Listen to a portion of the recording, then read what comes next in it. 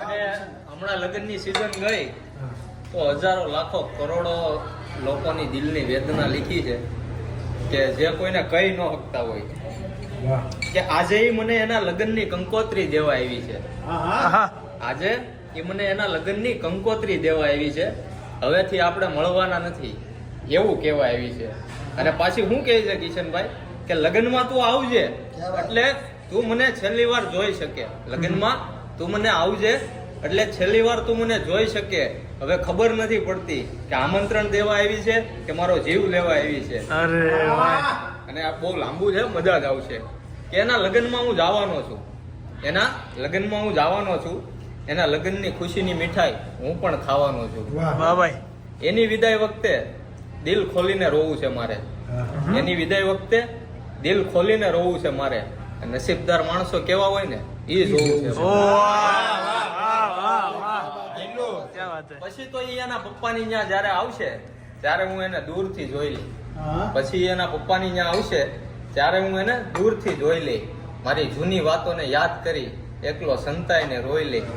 અને પછી જયારે એ હામી મળશે ત્યારે એની સામે હું હસીને જાય. હવે મારે રોવું નથી. પછી જયારે મને હામી મળશે ત્યારે એની સામે હું હસીને જાય. હવે મારે રોવું નથી. પણ એક વાત તો પાકી છે કિશનભાઈ કે હવે એ પાછળથી હાથ પાડે ને તો પણ પાછું વળીને કદાચ મજબૂરી હશે એની. કદાચ કાંઈક તો મજબૂરી હશે એની. પણ આજે હું નહીં પણ મારો પ્રેમ આવ્યો છે. અને હામી સાથીએ છો હોત ને તો કોઈ દુઃખ નહોતું. એને તો મારો પાછળથી ઘા માર્યો છે. અને છેલ્લી ઘડી છે કે ભગવાન કરે એ હંમેશા ખુશ રહે. એને ક્યારે પસ્તાવો ન થાય કે નો મળ્યા તો નો મળ્યા એમ. પણ ભગવાન કરે હવે એ હંમેશા ખુશ રહે. એને ક્યારે પસ્તાવો ન થાય.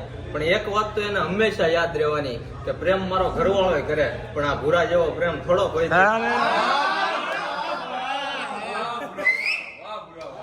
મને દૂરથી મંડપ જાનું ના માંડવારો પાણા. મને દૂરથી મંડપ રે દેખાણા મારી જાનું ના મોઢવારો પાણા. મને થયું કે ઓમ ચમકાય છે દારીને જોયું તો એ તારી જાન જાય છે મારી જાન જાય.